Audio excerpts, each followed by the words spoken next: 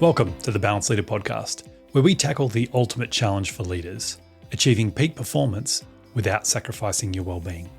If you're ready to lead with clarity, energy, and impact without burning out, then you're in the right place. I'm Rob Hills, your leadership and wellbeing coach, and in each episode, I'll give you the insights, tools, and strategies that will enable you to thrive. This week on the show, my guest is Dr. Jodie Lowinger. Dr. Jodie is a doctor of clinical psychology and anxiety, mindset, and resilience expert. She is the author of the best-selling book, The Mind Strength Method: 4 Steps to Curb Anxiety, Conquer Worry, and Build Resilience. Our conversation today mainly revolved around anxiety, what it is, and what we can do about it using Dr. Jodie's 4-step method. If you are someone who experiences anxiety, or you know someone close to you who does, then you're not going to want to miss today's episode. It's packed full of expert advice and helpful tips, and hopefully by the end, you'll be able to see how anxiety could actually be your superpower. So let's dive into today's episode with Dr. Jodie Lowinger.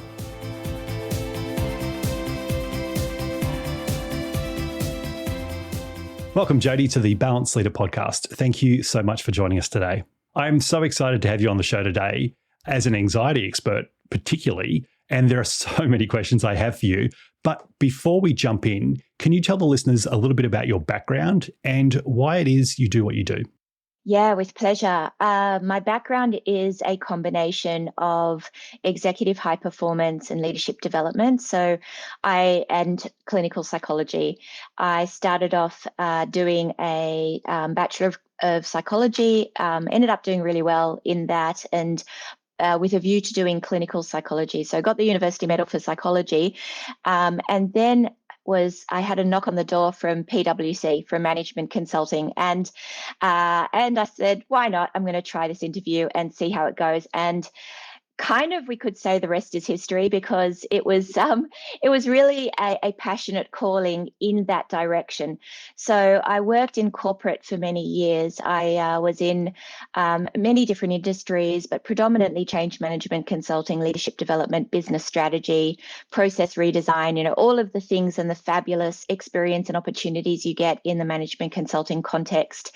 And so I was working with industries around the world and building up some really fundamental leadership development skills in that space. Then moved from PwC into Macquarie Bank. I was sort of, again, poached into Macquarie Bank and absolutely loved it. Once again, an internal consulting role, and working on making high performers even better. And this is really what I do in a high performance coaching in a leadership development context. My calling and my passion was still there to be nurtured in the clinical psychology space. And so after that, I did a Doctor of Clinical Psychology. I worked and trained at Harvard Medical School and Boston Children's Hospital at the time, and honed my skills as an adult, child and adolescent clinical psychologist, and did doctoral research in anxiety, worked and trained at places such as St. Vincent's Anxiety Disorders Unit, and really developed a deep passion for helping people with anxiety. The reason is it really talks to my practical nature, my efficient nature. I like to get shit done fast, let's say. And anxiety is really responsive to the right practical tools, very practical. And it's also built on a deep understanding of how we function as human beings.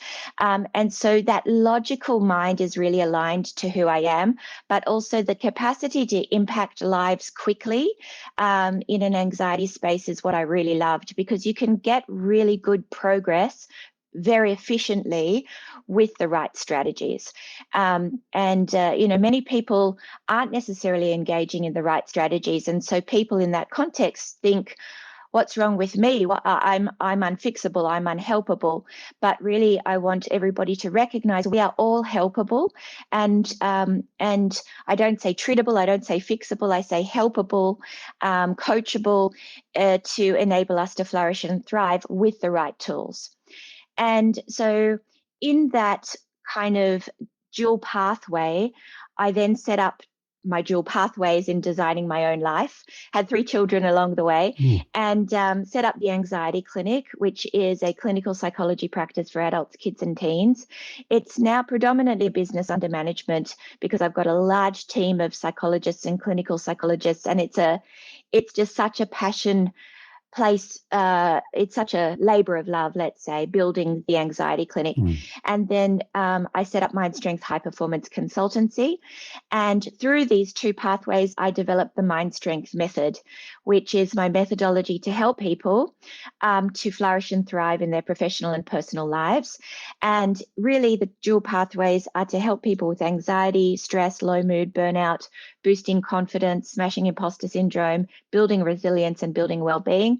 And it's also a high performance methodology. So it's really about mastering your mindset and being able to pivot into tools that will enable you to achieve your best version of self professionally and personally. What does an anxiety clinic do, and how does that differ from, say, the consultancy work that you do? It's a really great question. I suppose it comes down to the goals of your client and meeting the needs of your client and the skill base that you have. So if you're highly trained in clinical psychology strategies, which is what my team at the Anxiety Clinic all are, is making sure that we, ethics, integrity, and evidence-based practice are core to our values. It's really embracing those clinical tools to help with mental health challenges and also to help people to flourish and thrive, because they are really one and the same. Anxiety is a human problem. I like to take it out of a clinical bucket and talking about what's wrong with an individual, as opposed to thinking about this is part of our human experience, and let's enable you to align to the things that matter most in your life and learn the clinical tools to enable you to flourish and thrive. So this is my take on anxiety. So in answer to your really fabulous question, it's staying in your lane is really important. So it's thinking about what are the tools that I have, what is my training that I have done to enable me to help an individual at the highest level, and then what is broader than that, as far as the goals that my clients or the Anxiety Clinic's clients are working towards, whether it's parents wanting help for their children and their teens or help for themselves. It's making sure you're very goal-oriented, you're very client-centered, and you're aligning with evidence-based best practice. Yeah, amazing. I see in the background there's the Mind Strength Method book, and you mentioned that before, that's around your consultancy as well. So for listeners, the Mind Strength Method, 4 steps to curb anxiety, conquer worry, and build resilience. And I'll link to that in the show notes so people can find it. Can you tell us a little bit about what actually anxiety is, and are there different types, and is it different to nervousness, for example? Yeah, fabulous questions. Anxiety is our physiological reaction to threat in our environment, but our brain responds. So threat might be walking down a dark alley and there's somebody who looks a little bit unpleasant, let's say. Yeah. And so that's real threat. Or, we always talk about the tiger kind of coming to pounce us and eat us alive. That they're examples of real threat. And our brain is wired to respond to real threat to keep us alive. And this is the amygdala hijack, that part of our brain that jumps into the sympathetic nervous system to set us up to fight or to run from our threat. But our brain responds to our worry thoughts, which comes from this part of our brain, our prefrontal cortex, as if they were a real threat. And so this is what anxiety is. It's a response not just to real threat in our environment, but it's a response to what we call perceived threat or our worry thoughts. And if we take it to a deeper level, fundamentally, our worry thoughts are built around our discomfort with uncertainty, because uncertainty represents something that might be threatening to us. So as human beings, we're wired to want to have certainty and control, to be able to predict and prepare ourselves for the possibility of something bad happening. And so Really, it's our primitive survival instinct. It's what we actually want to be grateful for. Mm. But what can happen is it goes into overdrive when it's responding to our discomfort with uncertainty. And so what we want to do is build awareness around all of this. And this is step one of the mind strength method, and move into practical action to enable individuals to move out of the fight or flight driven thoughts, feelings, and actions and realign to assertiveness, confidence, values aligned actions in a business context, your mission, your purpose, your strategic goals, and emotionally intelligent engagement in a corporate space. So these are the tools of the mind strength method, is how to move out of threat and realign to high performance habits in a high performance context, and recognizing in a leadership or in a corporate context, uncertainty is what tips us into moving below the line, moving into behaviors that don't necessarily get our strategic goals met in the best possible way. So it's how to bring ourselves above the line and really focus in on our business mission, purpose, strategic goals and actions. It's really interesting you mentioned the worry thoughts there. So I imagine a lot of people have heard of the amygdala hijack before, where you get really worried and you go into fight or flight. It's interesting to hear that the prefrontal cortex is, though, driving these worry stories, and that particularly around control and uncertainty. And it's such a hard thing for people who want to feel in control or feel uncertain. And that prefrontal cortex obviously is going into hyperdrive, and that's what's causing the anxiety. Very much so. It causes the anxiety, but anxiety is just a word. Anxiety is a word that talks to the many faces of what that reaction looks like, what that response to perceived threat looks like. So, many of my clients might experience, let's say, micromanaging. As an example, it clusters around our need for certainty and control, or over-checking, or worry at 2 a.m., right? Or it might be short fuse to frustration or lashing out, or it might be numbing our feelings with alcohol, or some form of addiction, let's say. There are so many different representations of this that inhibit our performance in a high performance context, in a corporate context. And so building awareness for an individual, I work with really successful human beings. I work with CEOs of multinationals. I coach founders of unicorns, and I coach people at all levels of the business trajectory, whether it's high potentials or leadership teams. What really I want people to recognize is that human behavior, we overcomplicate human behavior, and we think that we are actually more complex than we are. And that makes us feel like this is too hard, I can't do this. But really, we want to take a step back from that and simplify things. And what anxiety and being an anxiety expert allows me to do is deeply understand our fundamental drivers as human beings, how we function in a corporate context. I work with Olympians as well, how we function in a elite sporting context. So it's about mastering your mindset in order to enable you to flourish and thrive. But mastering your mindset and flourishing and thriving is contingent on knowing what flourishing and thriving looks like to you as an individual. It might be as a couple, it might be as a family, or it might be as a whole organization. And so what we don't want to do, what we do want to do, and how to do it.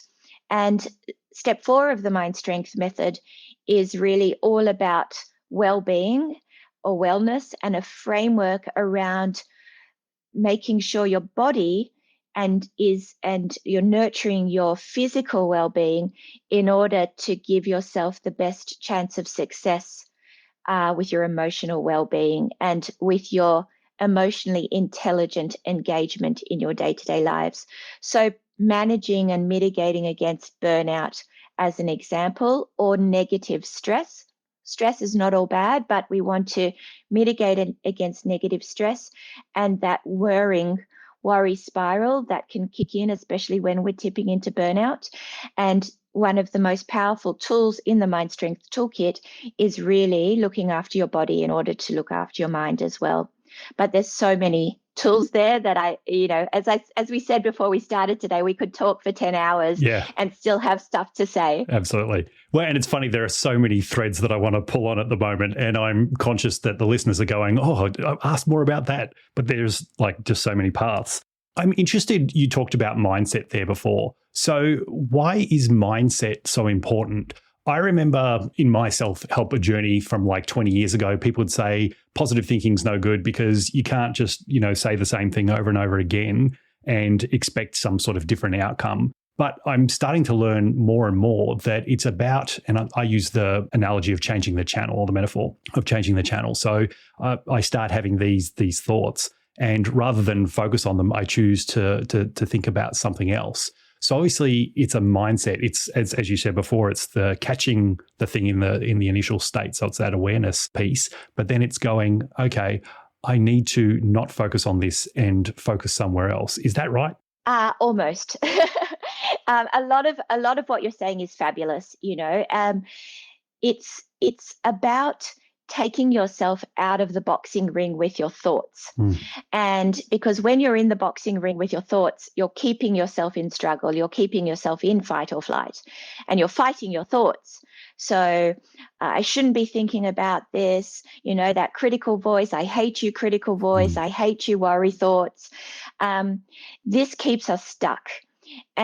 Or this whole concept around positive thinking or mantras, right? I should be thinking more positively. Look at my life. Even gratitude. People invalidate themselves with this whole concept around, I should be more grateful. I've got so much to be grateful for in my life. Why am I worrying? I don't have anything to worry about. Why am I worrying? I should be more positive. So these should be's keeps us in fight or flight. So in essence, the word acceptance is very powerful. It's about accepting, noticing, observing, allowing. So this is mindfulness. Mindfulness is a really core part of the Mind Strength method. And the Mind Strength method really is a compilation of evidence-based tools and strategies, built on deep science over decades and 7 years of clinical training, dare I say. But bringing it back to this notion of positive thinking, that kind of tips us into self-denigrating thoughts, which keeps us trapped in that anxiety spiral. So we want to notice the thoughts. We want to learn which kinds of thoughts are helpful and which kinds of thoughts are unhelpful. So worry is an example of an unhelpful kind of thought. And we dig a little deeper to understand why worry is the opposite of helpful, which makes it a little bit easier to get some distance from our worry thoughts and wrap them up and use strategies to separate ourselves from them and realign to whether it's bringing our focus back to the present moment, again, a mindfulness tool, or bringing ourselves back to focusing on strategic goals around what's in our control. So that's a pivot out of worry into problem solving around what's in our control, as an example of a mindset tool. Back to your thoughts, back to your point around mindset.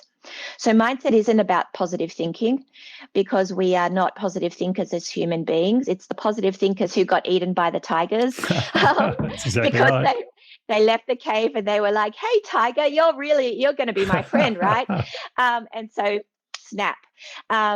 So we are wired for survival, which means we are wired to notice our threats.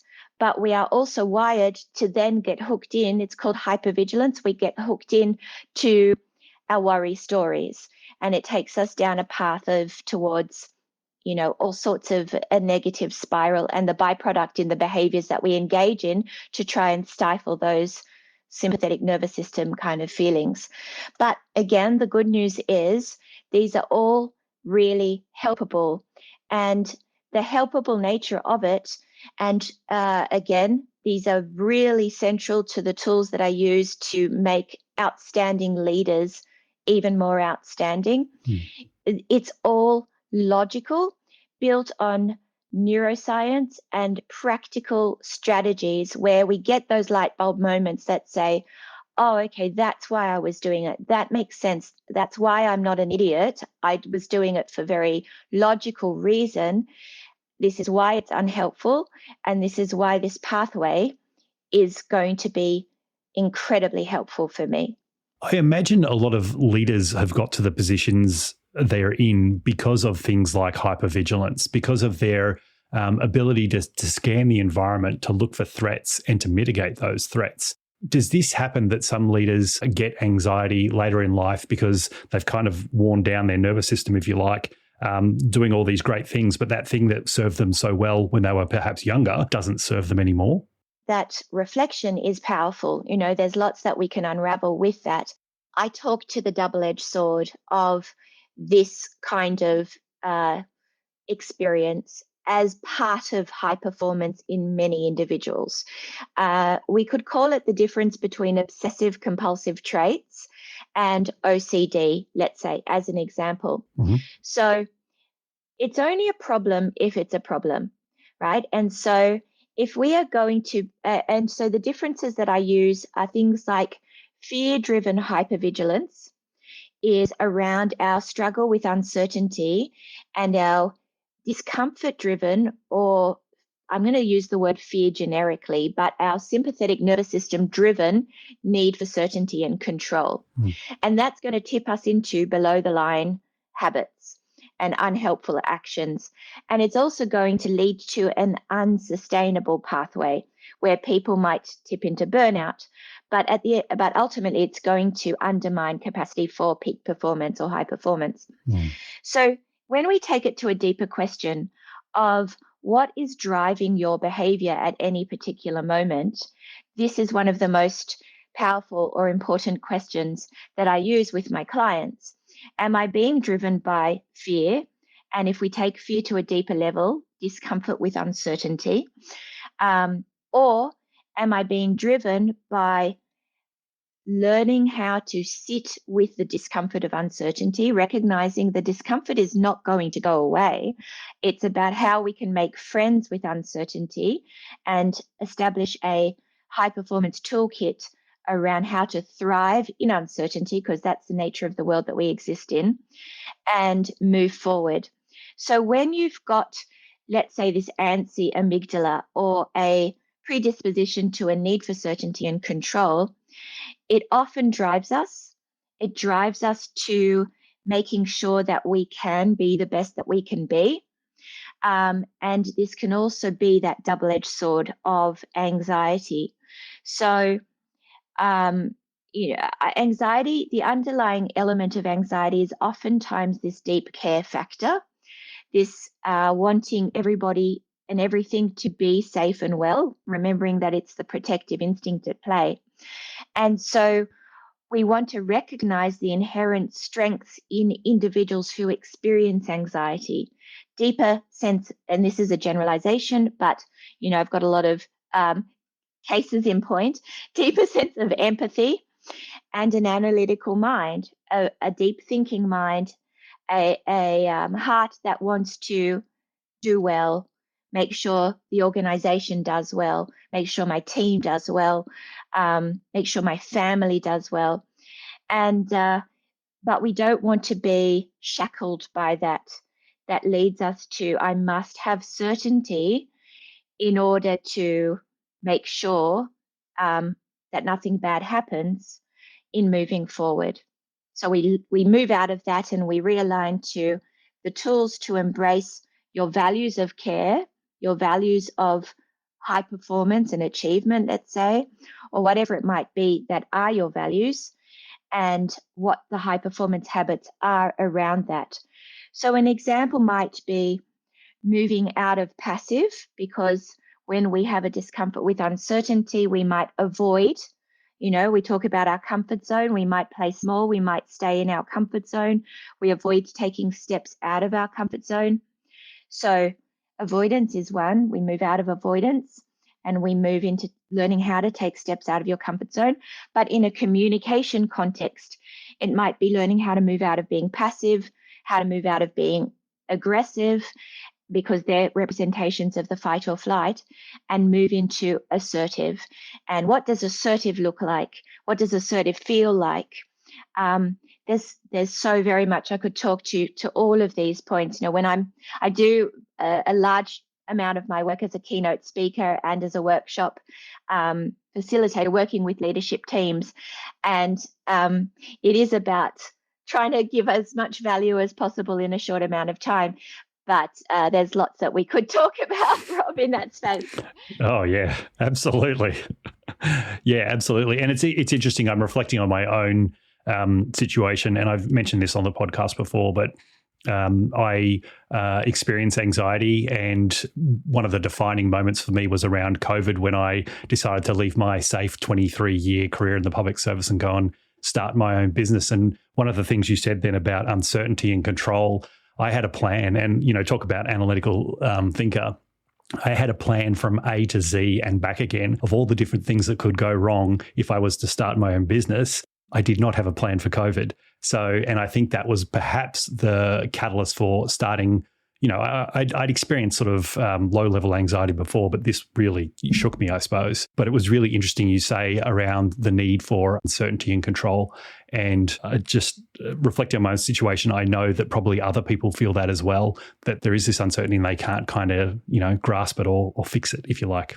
Yeah, completely. And COVID is an example of being thrown into absolute uncertainty, as you say. And a lot of people tipped into burnout in that context of uncertainty. The reason it was such a high contributor to burnout and anxiety was, when I'm talking about burnout, there's certain clusters. Mindset is a key contributor to burnout, because the sympathetic nervous system is putting us into burning our adrenaline, burning our serotonin reserves, burning our energy. So mindset is fundamentally important, mastering your mindset to mitigate against burnout, but also context. So it's actually lesser that sense of working long hours. It's more about how are you working those long hours? Are you in that flow state? Are you in dopamine and serotonin when you're working? Or are you otherwise? But in COVID, the reason it was such a burnout contributor was this notion of context, where no matter how hard I try, no matter what incredible plans I've created, the context is not allowing me to engage in them. So the context is out of our control.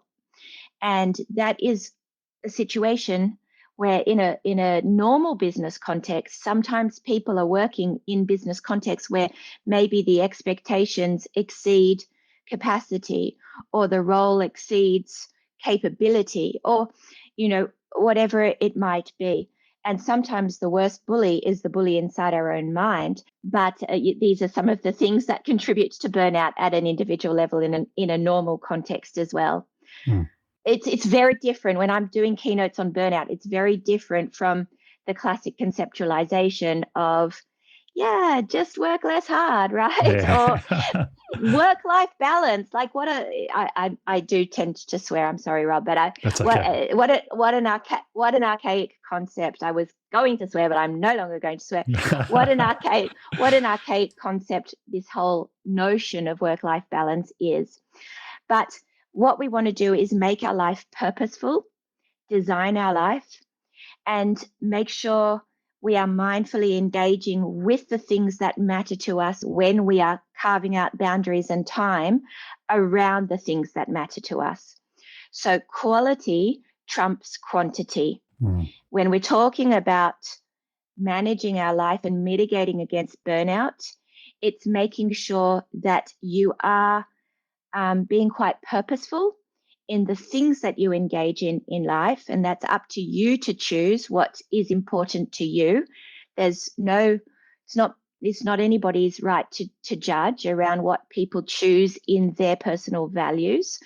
And then it's designing your life with purposeful action around that. Yeah, that's amazing. And I think intention obviously feeds into that piece, and mindset as well. And I think for people who are thinking about their own situation, and I'm starting to do this with myself just based on our conversation, is really go back and go, what is important to me? Why? And I loved your question before, and I've got to find it on my page of notes. What is driving your behavior? And I think, I'm going to sit with that one for a bit because there's a lot in that. So thank you for that. Step 2 of the Mind Strength method is all about this. It's about clarity of your values. I've got these, I created these values cards as part of the toolkit for the Mind Strength method. And step 2 is about, we want to build awareness around what is unhelpful. We want to build awareness around what is helpful. And in a corporate context, it's recognizing values, and we don't have to call them values. We could call them behaviors or rules of engagement or whatever we want to call them, is a fundamental strategic tool in business. I like to say values drives culture, and it's culture that drives performance. So when I'm working with organizations and leaders, it is about building high performance cultures and building high performing leaders, recognizing we are all leaders no matter where we sit in an organization. But to miss the culture piece and jump straight to what we do, or our KPIs or our technical stuff, as you well know, is really missing the most profound piece in what drives high performance in an organization. So growth mindset and psychological safety, these are fundamental tools for ourselves as human beings. We can be the most unpsychologically safe with ourselves because we've got this punitive critical voice that tells us we're not good enough, right? And tells us we have to be perfect in order to be good enough. So the concepts around psychological safety and a growth mindset are absolutely essential, both to manage and prevent anxiety, but also to build high-performing leaders. It's great you've mentioned, and one of my questions was around the Mind Strength method, and you've already got 3 out of the 4. So first step was awareness. Second step is clarity of values. What's the third step in the Mind Strength method? Yeah, so first step is awareness around what we want to move out of. So the fight or flight driven thoughts, feelings, and actions. Second step in a corporate context is awareness of our values, our mission, our purpose, our strategic goals, and our strategic actions. And the third step is the toolkit, how to move out of 1, how to realign to 2. And step 4 is a whole wellbeing program around how to build high-performing, a sustainable high performance, and recognizing that in order to master your mindset and thrive in your professional life and your personal life, you must be looking after your well-being as well. Sometimes I'm working with my clients around sleep. Often clients engage with me because they're having trouble sleeping, and sometimes this is not a sleep problem. Often this is not a sleep problem. Often it's got nothing to do with sleep. It's typically a worry story around performance. That's oftentimes what drives sleep problems. Anyway, I could talk for hours on that alone, but but everything is helpable, and that's a really the key take-home message. That's a really interesting point around sleep. So I'm someone who wakes up raring to go in the morning. So I have this sense of anxiety before I even start thinking, unless I was thinking in my sleep, I'm not sure. But is it something that perhaps people are going to bed thinking about that is causing this on awakeness? Or is it just something that has become so ingrained in the neural pathways in the brain that it's just a habit now? It could be all of the above, any of the above, or all of the above, right? So to your question, this is why awareness is so important as one of the most fundamental pieces is working out what is contributing to the problem before we actually find a solution to that problem. We have to take on a bit of an investigative approach around that. But yes, worry can be worrying at a conscious level and at a subconscious level. As I have no doubt, our sleep goes through different cycles: deep sleep, lighter sleep, REM sleep, and then towards waking up. So our mind, our active mind, when we come into these lighter sleep states, if we are if our mind is still whirring around things, then it can tip us into complete wakefulness, and then the worry kicks in and it maintains our being awake state.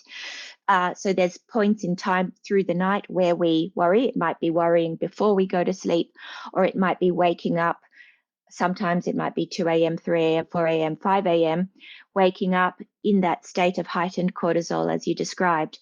The heightened cortisol is actually part of what happens to us as human beings. Cortisol is designed to assist us in waking up. So it is a common experience to have that state of cortisol when we wake up, to wake up in this sort of more stressy state. And so how you take action and respond to that is important. It's about purposeful action and recognizing key messages around you are worth it.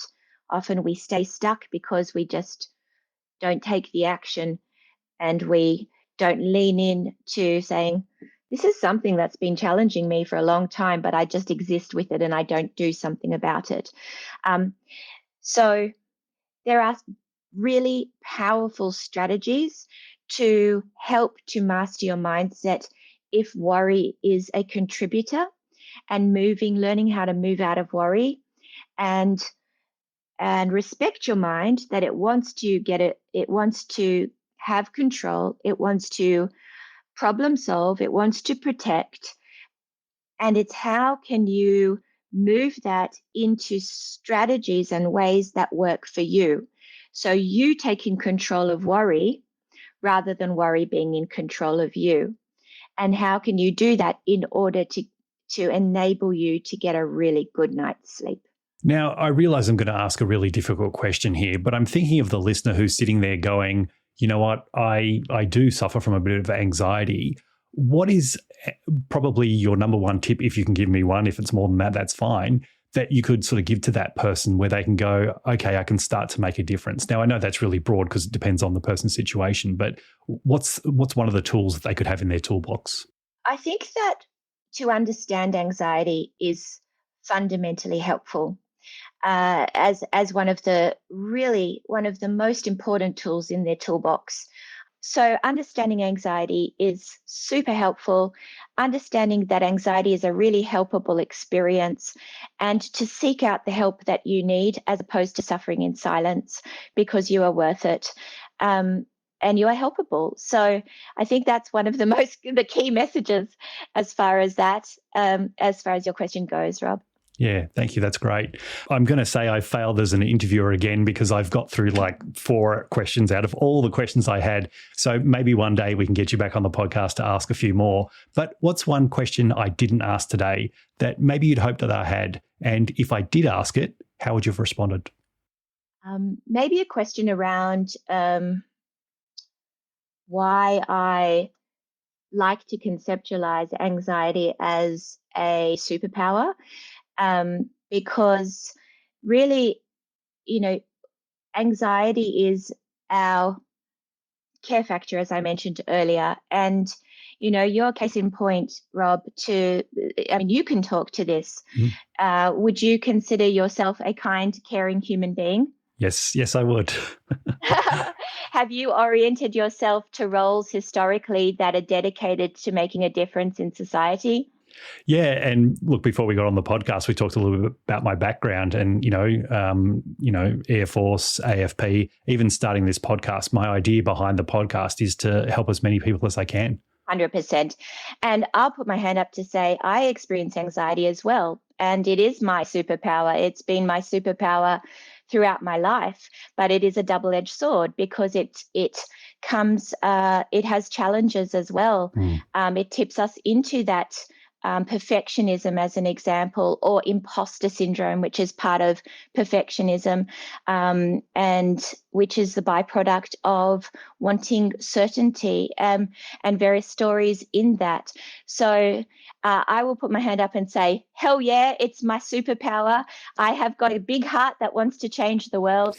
And it has also enabled me to move it into a mission to help people on scale, to create a world where every person can manage anxiety and thrive, to help high-performing leaders because they then go on to help whole organizations, and to help educators in schools because they help whole school communities, to help parents, et cetera, et cetera, et cetera.